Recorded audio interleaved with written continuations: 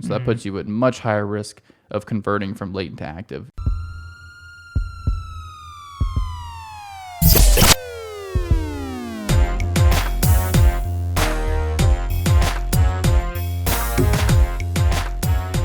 What's going on, podcasting world? It's another episode of Core Consult RX podcast. My name is mcorvino. With me, as always, Cole Swanson. Cole, what's up, man? Nothing much. It's good to be back. I know. It's been a minute since we recorded now. Yeah, we didn't make the week mark on this one. No, we sure didn't. I think it's been 8 days. It's gonna hurt our numbers. It's gonna kill us. I blame you. It's crushing. It's all my fault. Daggum work. We should totally record at 10 o'clock. Then we could do it. You know, I was thinking maybe we could record in the morning sometime. I guess it's not totally illegal. Yeah, it's illegal. Okay. I don't like to record in the morning. It's totally off limits. I don't know a lot of stuff anyway, so I really don't know a lot of stuff in the morning. Before RX coffee, then it's just not going to happen. Yeah. Shout out to RX Coffee. If you guys haven't tried it, it's delicious. You should totally check it out. It's really good. They're not even a sponsor of us. I'm just a huge fan of their coffee. It's good coffee. But so we'll admit it if we're not sponsored or if we are sponsored, and we're not. We're not by anybody. We just like coffee and we like to have caffeine. But and we think it's cool they called it RX Coffee. Yeah. I actually don't know their story. We should have them on. Yeah, we should. It'd be good. We have no guests today. It's just us. Just us. Feels like the last 2 months has been guest heavy. And so we thought, you know what? Let's tackle a topic that we should do with no guests, like tuberculosis. Tuberculosis. A couple of infectious disease, basically specialists, I would say. Basically. Yeah. A non-certified specialist? Mm-hmm. Is that a thing? Here's the thing about certifications. Okay. They're super overrated. We're board certified, and our board is right there behind the camera. Yeah. Oh, jeez. Jokes. So, yeah, tuberculosis today. It'll be a nice overview, but I think we'll hit all the big stuff. We'll be focusing more on, I guess, the pulmonary manifestations and not go so much into different areas that tuberculosis can affect. But we were chatting beforehand about a bill that may or may not have been passed in Arizona because we didn't read the whole thing. But it passed the House. I don't know where it went from there. But headline-wise, it's very interesting, right? It is, yeah. So I saw this on, I think, LinkedIn originally, but the title of it was House Panel Approved Bill to Let Pharmacists Write Prescriptions Over Doctors' Objections. I was like, that's the way to do it. Click. So that's a interprofessional collaboration if I've ever heard it. Honestly, that's the kind of stuff we're looking for. We want to make as many physicians mad as possible. No, so not at all. But it's kind of interesting because it was done in Arizona. That's where this bill kind of started. So it's a state thing. It's not a national thing. Right. But basically, it passed with 5-4 votes. So it's something that was a little bit controversial. It was HB 2548 is what they're calling it. So if you want to look it up. But basically what the bullet points was that it would allow pharmacists to do certain like rapid testing, like strep, flu, tuberculosis is listed, and basically allow them to start medications if they had a positive test for whatever ailment they were looking for. And did I say start prescriptions? No, you said start prescriptions for whatever test that was positive, which we don't know, for sure what all that entails, and we'll talk about why that'd be somewhat concerning for TB. Yeah. But yeah, it's interesting. So the other part of it too was it allows a pharmacist to continue a prescription for an additional 30 to 60 days, as long as the prescription is not a controlled substance.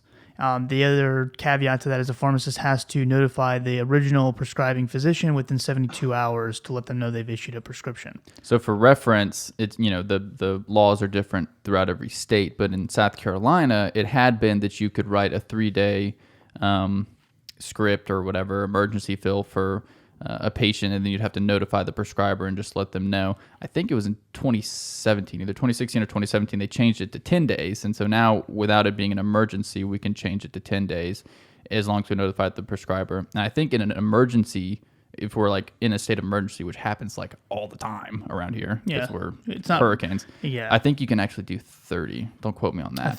But I saw some email about that. So in Arizona, they're just saying blanket statement. Patients out of lisinopril, they've had a prescription for it, then you can just do 30 to 60 days more as long as you notify the physician. And they also don't specify, at least, again, I need to read this before I actually talk about it on a podcast, but too late. They're also making it sound like it's all pharmacists. So in a retail setting, that's so what Cole and I were talking about before we stopped our conversation, because we figured we should probably put this on a recording. There's a lot of issues with the setting in which this would be taking place. As a pharmacist, obviously I want to be on team pharmacy, but I also work with a lot of physicians and PAs and nurse practitioners, and in a very different setting than a retail setting. And so I can kind of see where some of the concerns that were brought up at the meeting. And I'll kind of read through this real quick, but one of the physicians was saying that, talking about the 30 to 60 days, the physician said that she was concerned that a pharmacist could restart a medication she intentionally stopped, and she would not be notified for as many as 3 days. So, that's definitely, I feel like, a valid concern in some cases. Like Cole brought up before we started recording, he brought up, okay, well, you're on lisinopril. She starts them on a low dose, and let's say she gives them 2 weeks, 30 days, whatever it may be. The patient doesn't want to go for their follow-up appointment to have their, renal function, their serum creatinine checked or their potassium checked or anything like that. And now the patient comes to you as in the pharmacy, and especially in a community setting, not dogging on community pharmacists at all. I was one for a while, but you don't have access to labs or ability to draw labs for the most part. And so they come to you, you write this prescription to follow up, and, you end up having an acute renal injury or something because the prescriber wanted to follow up with labs and maybe bump the dose up and all that. So her point was that it can definitely hurt collaboration with doctors and create, as she put it, silos in which each will begin to independently operate instead of communicating about the patient. So yeah, and there should be a big distinction between retail setting and clinic setting, because I'm all for hey, retail pharmacists, we know a lot, and I don't think our knowledge is always utilized as much as it could be. Right. But that being said, we have limited resources where we are. So in a clinic, that's great. Hey, I'm going to re-up your there's collaborative practice agreements that allow this anyway. But hey, I'm going to re-up your meds, and I'm going to walk over and tell the doc, and the doc is going to say, great, or he's going to say, wait a second, you shouldn't have done that. Why don't you give him a call and we'll make the switch, because we're all in the same office. But in a retail setting, just like Mike said, concerns there. So blood pressure is one. Maybe they wanted to have a follow-up appointment to increase the dose, but now the patient's going to go on that lower dose for a long time, or maybe the dose is too high, they want to decrease, all that stuff. Other things, what does it apply to? Antibiotics. So let's say a patient had 7 days worth of Bactrim. Oh, I'm still not feeling good. Oh, well, here's more Bactrim. And I don't think a pharmacist would do that, because they probably need a different antibiotic.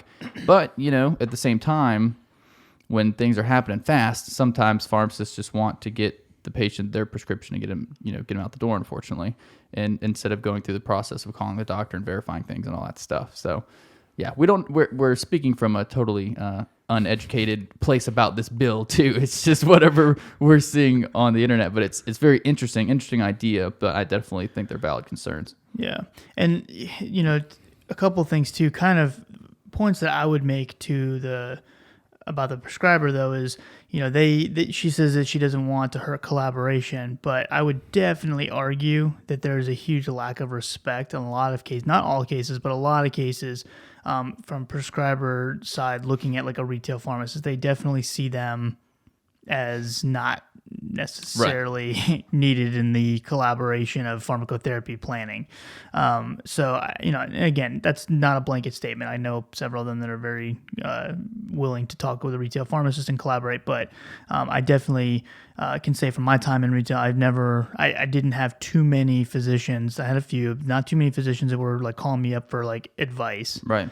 One, because they don't know you, and you could be anybody. But two, I just don't think that that's fully set in. Now, from a clinic standpoint, I 100% would back this up, because like if I'm in my clinic, I absolutely would feel very comfortable adding refills or starting a medication after a test comes back, because I have the lab there. I can order whatever labs I need to follow up. I can make sure that my caseworkers and the front end staff are making sure the person has a scheduled follow up appointment. They can see their primary care provider, And, I would feel very comfortable in that setting because I have all my bases covered. And if there was something that I wasn't unsure of or needed help with, I could always go get the, attending physician.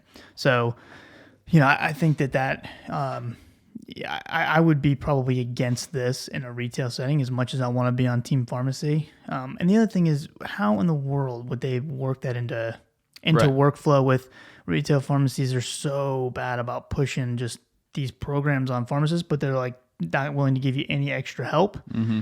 And, again, speaking from experience, not just talking, but speaking from experience, there's just no shot that there's going to be 100% approval, even from pharmacists in this, because they don't want to have to deal with all the paperwork and everything else that goes into this, the testing. Because by the time you get done testing somebody for something like this, because it's going to have to be you, they're not going to let the technicians do it.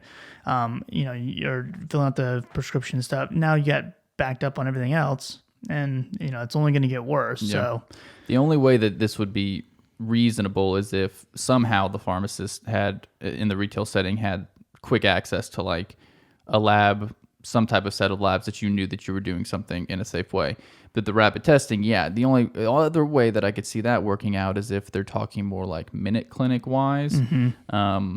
But even then, I don't think they have access to labs or anything. Like minute clinics, I doubt are treating, like blood pressure for long term or anything like that. Right. I don't know. I've never been in one. It's strange. If any of you guys know more about this bill, it'd be cool if you wrote in and were like, "Hey, you guys are morons. You should have read the bill." Don't call us morons. It's mean. It hurts our feelings. And, tell us why this is good. Because, I always want to advocate for pharmacists and further what we are able to do. But I also want what we're able to do to be safe. That being said, a lot of pharmacists had a lot of concerns about immunizations when that first happened. And, it's even though it can get kind of crazy sometimes, I think it's good for the patients to be able to get it in that setting instead of having to make a doctor's appointment. Interesting thing. Another quote from one of the physicians that was on the panel against this bill said that things like tuberculosis testing can result in a false positive, which could lead a pharmacist to wrongfully prescribe medications to a patient, especially children. And then the pharmacist on the other side said that basically those fears were not legitimate and this, that, and the other. Yeah. And then basically the argument came down to, things like the pharmacist doesn't have the same training as a physician, which in a lot of cases is true. But one of the physicians said that, even at the end of medical school, you're not equipped to make a proper diagnosis and treat the patient. That's why they have intern year in their residencies and all that, which I can understand. The only thing about that doesn't make any sense is if I'm a PA or a nurse practitioner, then I absolutely could interpret that, diagnose, all that stuff. And I've had 2 years of training less than a pharmacist. Yeah. So I know I'm under the quote unquote direct supervision of a physician, but how often is that the physician like in the room with you? That's not going to happen. Yeah. So I definitely can see both sides. I would advocate for, I personally in a retail setting would never start somebody on tuberculosis medications. Would be crazy. I mean, I can't check LFTs. There's just so many things that I would want to check for. You can't do HIV testing. So it looks like, this is the whole reason we brought this up was because TB was included in this, which was like, rapid strep test with amoxicillin is one thing, but flu, TB is totally another thing. That's a different animal. So we'll talk about that, but I don't know. It's very interesting. I would be all for the rapid strep and flu and stuff like that, but yeah. And I was gonna say, being on the pharmacist side, it's really easy to look at this bill and say, oh, well, this is just pretentious doctors trying to hold pharmacists down and not let them, they want to hold. No, I mean they have very valid concerns, and I think it's good to look at both sides. Yeah, absolutely, and I think that I honestly, if nothing else, I think it actually leads on to encouraging more pharmacists to keep up with their clinical knowledge, because I feel like that's the way the kind of world is moving anyway. Yeah, as far as pharmacists doing this kind of work, but it'll be in a clinic setting when the robots take over. Retail pharmacy, it's going to move all of us into primary care physicians' offices and things. And, I think that people got to be kind of ready for that and start thinking that way now. Prepare for the change. Yep. It's coming. It's coming. The robots are taking over. Elon Musk told me. All right. So all that aside, now we talked for 15 minutes about a political bill, which you've never done before. Yeah. for us. Almost got political. I don't think we really did, though. No. We're I just feel like we're very moderate. we're pretty moderate on here. So let's talk tuberculosis. Let's do it. So tuberculosis, an infectious bacterial disease. The bacteria is Mycobacterium tuberculosis, obviously. But it most commonly affects the lungs. That's what we're going to talk about for the most part, is the pulmonary part of this. But it can spread to other parts of the body, which is kind of how they know that tuberculosis is a really old disease. So for one, it is frequently called, or used to be called, consumption, especially in Europe. But it actually is derived from a Greek term.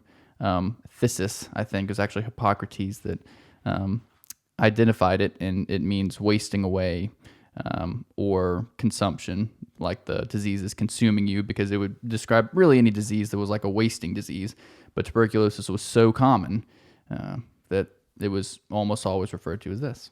And in the U.S., it is not very common, but around the world, it's actually pretty common, and rates are increasing. Mm-hmm.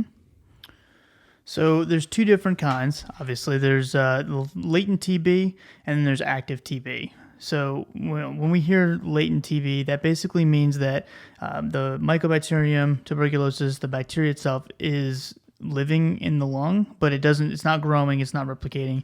The person doesn't have any symptoms, they're not contagious. However, it can actually advance to active TB. As far as the diagnosis of true active TB, they have something called an AFB stain that is not necessarily specific, but that kind of shows that there's a Mycobacterium species, which can lead you to kind of looking at some empiric therapy. Specifically acid-fast bacilli. Yeah, there you go. Just let me use my abbreviations. Okay, don't try. We got to let everybody know what it means. Look it up. Google it. Yeah, You can't expect me to know everything. No. And then, the patient's going to have symptoms. So, whether or not they have chest pain, they could be coughing up blood, just painful, breathing, chill, shaking. Night sweats is a very common one, like chronic fatigue. Weight loss. So kind of not necessarily specific. I guess coughing up blood would be a huge concern. Yeah. It's actually, other than the coughing up blood is probably the most iconic sign. The rest of the stuff is very nonspecific. Yeah. So it's usually diagnosed later than it should be, because especially in the U.S., you're not really thinking TB. When I was on a mission trip in South Africa, one patient that I didn't, have to be face to face with, because I was pharmacy, so I'm in the back, safe from all the diseases. Close one. Right. But one of my friends was seeing this patient. She was working him up for like 15 minutes, and then he was like, "Oh yeah, and I have tuberculosis." Oh, well, good, man. No mask or nothing. So don't need it. Yeah, don't need it. He's super good at wiping his mouth. So. we're pretty silent. So yeah, in a lot of countries, it spread extremely easily through droplets of blood. It can be airborne, kind of like the flu. So yeah, it's one of those diseases that can very easily become pandemic. Which is why, if you have ever worked in the medical field, or I think probably even gone to college, then you've probably had a TB test, right? A PPD. I just had one recently. Did you really? Like 3 days ago. Oh, I can see it on your arm. Yep. Still there. Yeah. It's actually showed up a little bit, which is so how'd it go? Yeah. Not great. Yeah, I'm on medication. No. Yeah. Start on some Rifampin. So Isoniazid, actually. So there is Rifampin's an option now if I'm resistant to Isoniazid. Sure. So anyway, we'll get to that in a second. Yes. But getting ahead of ourselves. There are different, I guess, ways of looking though at the mark, because I do have a little bit of a red mark on my hand. I was joking because the nurse kind of looked at it like, "Oh shoot!" And so I saw her, one of our medical directors, across the way, but she was looking at my eye. I was like, "Paul, get over here! It's an emergency!" And so it was funny, but no, it's good. Bring out the isolation chamber. Yeah, right now. Give me a mask. Everyone, get away from me. I have to go home. I have to go home and play Xbox right now. Yeah. So there is kind of different specifications as far as the results. So if somebody has like a greater than or equal to 5 millimeter induration, the raising up of the actual spot, it would be considered positive if the person has close contacts to recent TB cases. So if I was dealing with a TB patient, or if I had something like HIV or had a transplant or anything, as far as I know, I don't have any of that stuff. So good. I wouldn't be worried about that. Greater than 10 millimeters, then I'm looking at people who are recent immigrants, especially from countries that are more prevalent for TB. Patients that are IV drug users, maybe they had moderate immunosuppression, and then patients that live around or work around someone who could be infected. So like prisons, obviously healthcare workers, things like that. So and children less than 4 specifically. Yeah. So I would probably fall into that case just because I work around healthcare a lot. Obviously, I thought it was because you were a child. Well, At heart, depends on if you ask my wife or not. And then someone who has absolutely no risk factors at all would be greater than or equal to 15 millimeters. So you have to have a big old spot on your arm. You'd see a big bee sting on there. And it's specifically the induration or the raising, like Mike said, and not the redness that goes around it. So if you're actually like, oof, this is like, pimple on picture day kind of situation, then and you're pulling out the measuring tape, then it's just the raised portion. Yeah. So we call it a TB test, we call it a PPD. It's the Mantow tuberculin skin test, TST. And what they're injecting in there is 0.1 milliliters of tuberculin purified protein derivative, which is the PPD portion, right into the inner surface of the forearm. It's an intradermal injection, and even after you inject, you'll see the little raised, section, and then it would increase if you had latent or active TB, and you want to read it within 48 to 72 hours. If it's been the past the 72 hours, you'll probably want to restart. And like we were talking about with the bill, there can be false positive and false negative reactions. Just a couple of the reasons for a false positive might be if you're infected with another mycobacteria that's not tuberculosis related, or if somebody incorrectly administered it, that kind of thing, or used the incorrect bottle of antigen. A false negative reaction, so it was negative, but you actually do have latent or active TB, could be if you had a recent TB infection within 8 to 10 weeks. So that's part of the reason for a two-step PPD situation. So if you were exposed and then had a PPD directly after, they would catch it on the second round. Or if it's a really old TB infection, or if you've had a recent live virus vaccination, like measles or smallpox. So if this might be important if you're in the pharmacy setting, if somebody had a TB test, you can get them on the same day as a live vaccine. But if you have had a live vaccine in the last 4 to 6, or let's say in the last 2 weeks, you want to wait 4 to 6 weeks after the vaccine to do your PPD. Mm-hmm.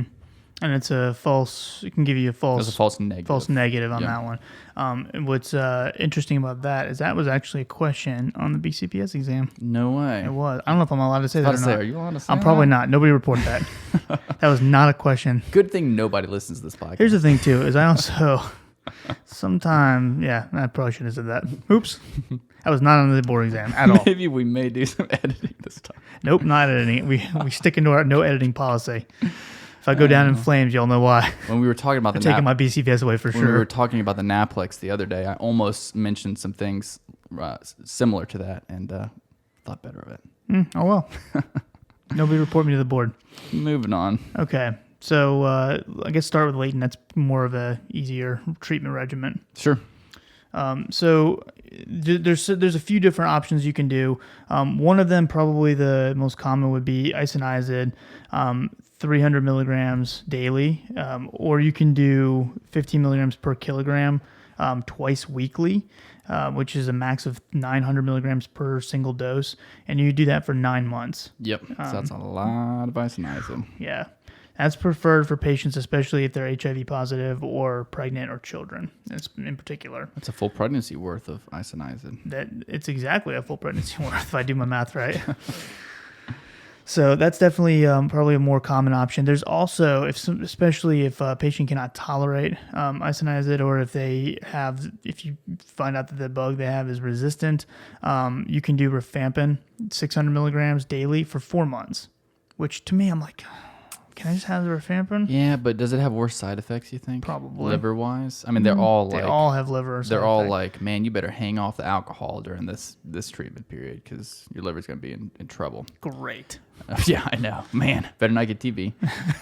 But yeah, people with latent infections, so if you have a patient who's latent, they probably won't feel sick probably won't have symptoms, but that they are infected with mycobacteria and tuberculosis, but they don't actually have tuberculosis disease. So the active disease is what you would consider having tuberculosis. The only sign is a positive reaction to the tuberculin skin test, or if you did a blood TB test, and they aren't infectious. So if it's latent, you can't actually spread the TB. It just means that you obtained that at some point in your travels or in your U.S. escapades to places where people had TB. Escapades. Yeah. Yeah. Stop having so many escapades. I know. Jeez, what's wrong with you? Treating patients and things. Yeah. Well, unless you're doing that, that's fine. Yeah. All right. So we'll move on to active TB, and we'll talk about some like clinical pearls and things for each of these drugs in a second too. But active TB, the easiest way to kind of remember is the mnemonic or acronym mnemonic. Yeah. RIPE. So Okay, I like that. RIPE. That's kind of the most common one. I checked in because I originally saw that in like the RX Prep course book, and then I had to go back and look and make sure that wasn't something they made up before I said it on here.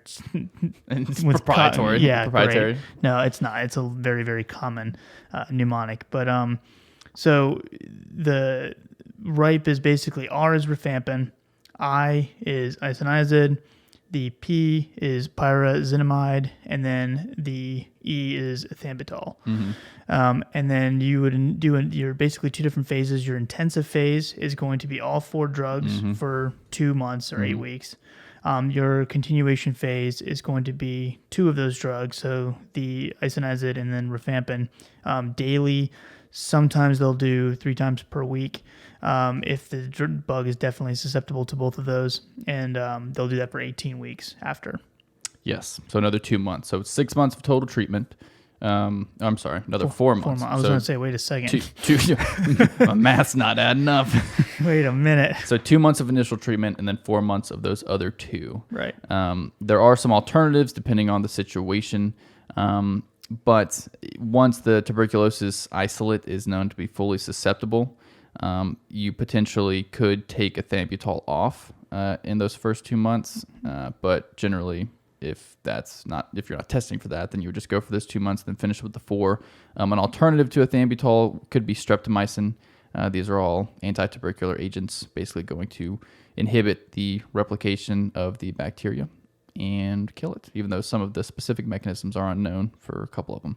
Yeah. And directly observed therapy is actually recommended for all patients, which I think is so interesting, and I wonder how often that happens. But basically, like you might think of it with patients in certain psychiatric hospitals where they watch them take their meds, they want to make sure that you're taking this stuff. So I guess if possible, that would be great. But I mean, it's not like, which I guess I'll talk a little bit about, quarantining and confining patients. But a lot of times, I guess they're ambulatory. So would you really be able to watch them take every medication?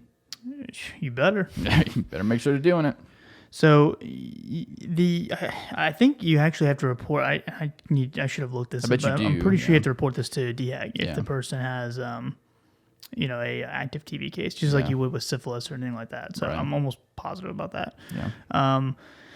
But so like you said, you can do. There's some drugs that you can kind of swap out instead of rifampin. There's some other like rifamycins in the class. The rifampin is a very strong CYP inducer as well as P-glycoprotein, and so especially with drugs like protease inhibitors. So if a person's HIV positive and they're on a protease inhibitor, probably should get them on a better drug. But if they're on a protease inhibitor, then it's contraindicated. You can't use it because it'll induce the metabolism, and the drug's not going to be as effective. So, which is very important for tuberculosis because while this is a very old disease, it wasn't really all that common until the 80s. It started to pop back up, and it's frequently associated with an HIV co-infection. So that puts you at much higher risk of converting from latent to active is having HIV. Yeah, because your natural immune system, for the most part with tuberculosis, is able to take it and just wall it off. And frequently that's in the lungs, and so when they'll do it, if you have an active PPD or a positive PPD, they might do a chest X-ray to see if they can actually see it, where your immune system is walled off the situation, the infection.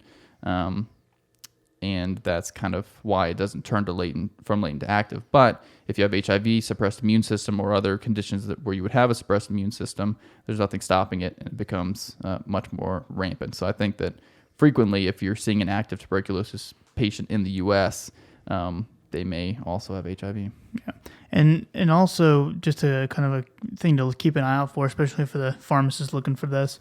We always think protease inhibitors, but tenofovir, so disaprosal fumarate, if you do a drug interactions check, there's no interaction with rifampin. However, if you do that with the new version of tenofovir, the tenofovir alafenamide, which is what's taking over kind of a lot of our combo products and whatnot, the tenofovir alafenamide will come up as an absolute contraindication. Interesting. Apparently, it's something to do with P-glycoprotein, so it's not a SIP or anything like that, but it's specifically because tenofovir is available as a prodrug. So disaprosal fumarate and TAF are both prodrugs of tenofovir, and so the prodrug, specifically the alafenamide version, that is the one that's going to be interacting with rifampin. So if you have a patient and they're like, "Oh, you're good to go. I'm not on, I'm on Biktarvy. I'm not on a protease inhibitor." We still got to watch for the TAF interaction, which is, it's goes back to the bill. In a clinic, totally fine. In retail setting, while you have the capability to be aware of that, it's not like you're prescribing their HIV medications. You can't make a switch so that they can be on these tuberculosis medications or vice versa. Also, if you get a positive test, we can't follow up to see if it's latent or active. We can't do LFTs to make sure their liver can even handle the dosing. There's a lot that goes into it. But in a clinic setting, it's perfect because, pharmacists can play an integral role in HIV treatment and can play an integral role in other antiviral type treatments like Hep C, and then adding on TB, we'd be well equipped to be able to contribute in that situation. Yeah. Honestly, my role is so important at the clinic. It's the most important. So important. I'm just kidding. They do just fine without me. I don't even notice when I'm not there. I don't even show up on Wednesdays. They don't even know. Yeah, it's bizarre.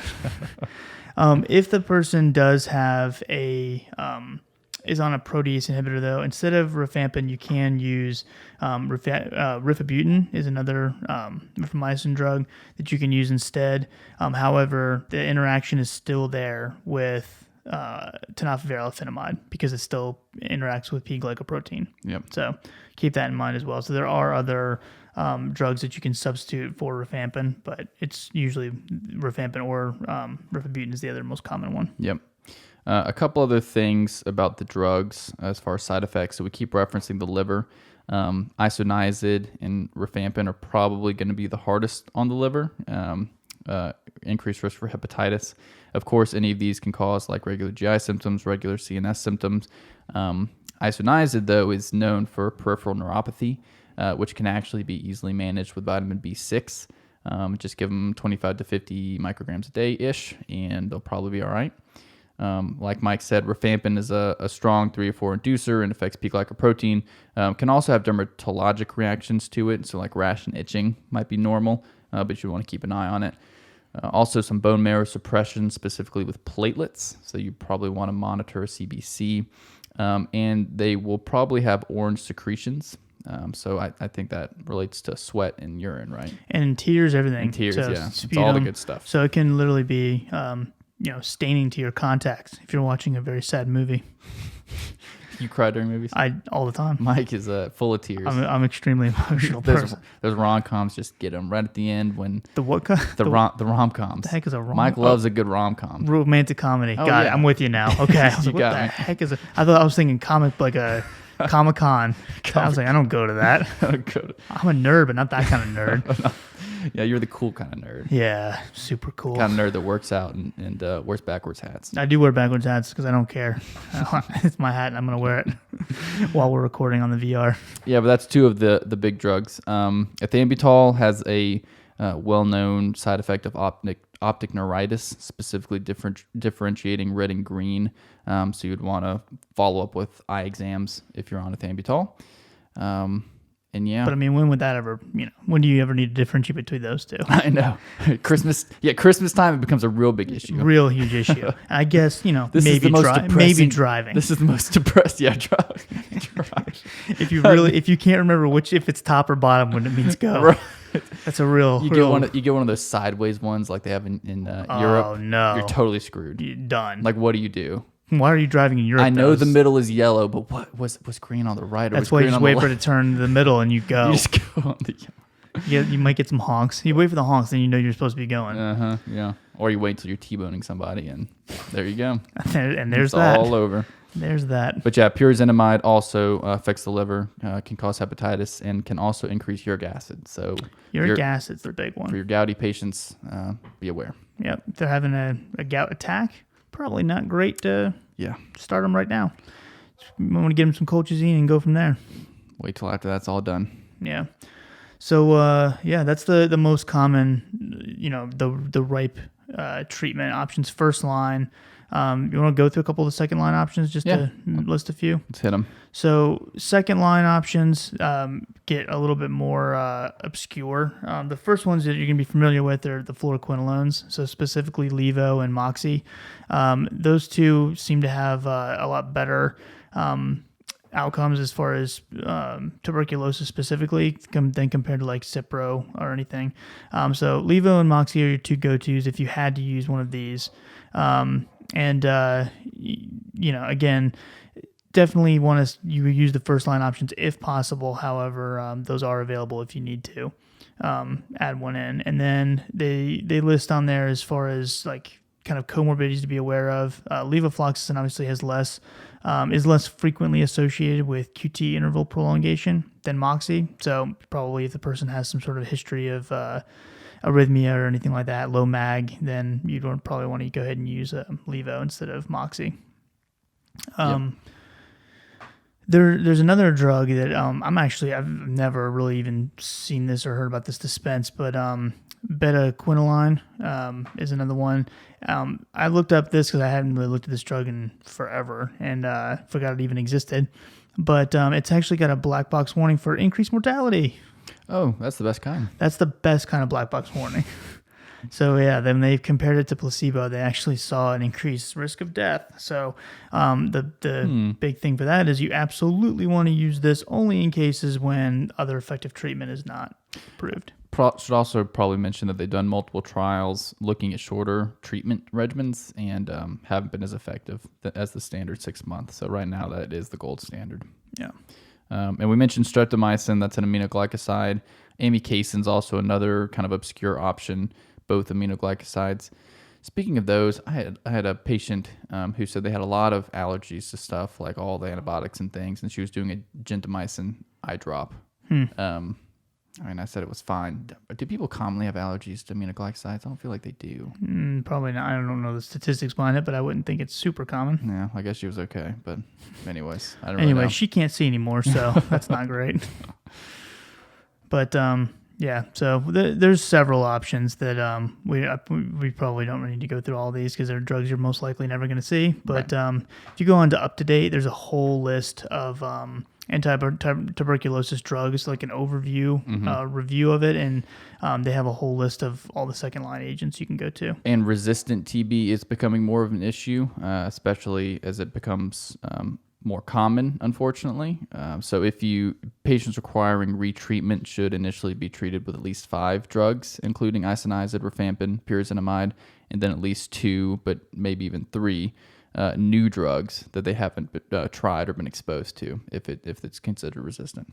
So that might pop up, especially if you're like, Doctors Without Borders or you're popping over to other countries. You might see this kind of thing. Never know. Never know. What else? Anything else we should go over with this? That was the big stuff. I had some stats here. You know how I like my stats. I do. You do love your stats. I do love my stats. But so World Health Organization estimated that 2 billion people have latent TB. And globally in 2009. Man, that was 10 years ago. 2009. Wait a minute. Carry the one. Yeah, 10 years ago. Good math. It killed 1.7 million people. So, jeez. That's a good bit. It's actually I think I saw something. Yeah, it's considered the most common cause of infectious disease-related mortality worldwide. Yeah, why haven't we done this one sooner? I don't know. What are we thinking? I think it's just because we're spoiled in the U.S. and we get the PPD tests, but it's pretty unusual for somebody to actually have latent, much less active TB. But around the world, it's pretty tough. Yeah. Yeah. So there are other mycobacterium infections as well. Just kind of keep in mind. So things like there's Mycobacterium marinum, which is a type of mycobacterium that we see in people who they call it fish tuberculosis. So it's patients that basically like fishermen will get hooks. I actually knew a guy who got a hook. He was deep sea fishing, got a hook stuck in his hand, and all of a sudden he developed this really bad infection on his hand, and it was Mycobacterium marinum that actually caused it. Only in Charleston. I know, right? But or any other coastal town, or any other place where they have fishing. But people who have like saltwater fish tanks, there's other options for it as well that you can get it. But it's kind of the same drug class as far as the rifampin and ethambutol, but they also add on a macrolide as well, usually clarithromycin or azithromycin. But that's another one that you can see. Mycobacterium leprae is leprosy, if I remember correctly. I was going to say, that sounds like leprosy. So that's another one that you can, keep in mind as far as mycobacterium causing. And then there's like avium complex, so MAC. We see that especially in patients with really low CD4 counts that have HIV. It's one of those opportunistic infections. Yeah. So, someone who has active MAC, you're also going to be thinking rifampin, ethambutol, as well as a macrolide. So some of the same drugs will pop up for mycobacterium. Right. It's very specific agents. And like I mentioned before, that's one of the things that can cause a false positive for TB. Yeah. And so I personally like, if you're looking for a good resource, I like the Johns Hopkins, the antibiotic guide that has a really good, breakdown of all the different types of mycobacterium infections. You can just go to pathogens, type in mycobacterium, and it lists all of them out. You can click each one. And to look up that, do you look up Johns Hopkins antibiotic guide to download the app? Because it's not. It's under the app itself is called Use Central, and it's the Johns Hopkins antibiotic and HIV guide, kind of all rolled into one. It's got a bunch of calculators on there and journals, and it's really good. Yeah, it's handy. So I'm blessed to have MUSC provide it to me at no charge. So I don't know how expensive it is, but I think I have it for free, unless I just haven't gotten on there in a while since I lost the access. But I thought that you could just get on there. You probably can. Maybe not. I don't know. I'll look. Come on, Johns Hopkins. Just give it out to all of us. Help us out. Help a brother out. Shout out to our main sponsor, Johns Hopkins. Could you imagine? They'd be like, no. We've had like 3 guys on here who were previous Johns Hopkins interns. Did we? Yeah. Oh, yeah. Brian. We had Brian. We had John Tyrell. And then we had cancer guy. Not that he has cancer, but he treats cancer. Oh, yeah. Was he Johns Hopkins? I thought he was... yeah, they were all there at the same time. Oh, was he? I could have swore.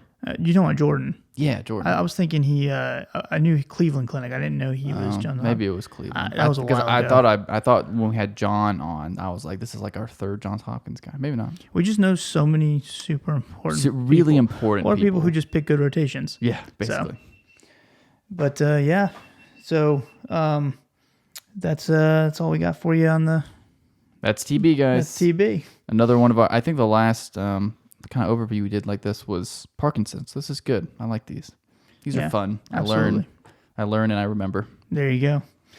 But cool. I guess we will figure out what we're going to talk about next time and get back with you guys. We will. No, thank you guys so much for listening, and really appreciate the support. We've gotten a lot of solid ratings on iTunes, and we appreciate all of those. That really helps us out a lot. The one star rating hurt our feelings, but we're over it. Mike talks about it every time. It's hilarious. I was like, somebody hated us that much. They had to give 1 star. These guys suck. But no. Don't forget to subscribe. That way the podcast just automatically download, and you got it right there. Yeah, just click and play. It's gonna change your life. It will. Since you're already listening, you're probably that's not true. We can't lie to you guys. But thank you guys so much for the support. Please let us know if you have any questions, concerns, comments, ways that we can improve. We will have this episode mostly in VR. My VR camera timer actually just went off, so it's not going to get the ending. Awesome. But yeah, make sure you guys check that out on YouTube. It's kind of cool. If you want to sit in the room with us, you can kind of look around and hang out with us while we're talking. And other than that, we will see you guys next time. Take it easy.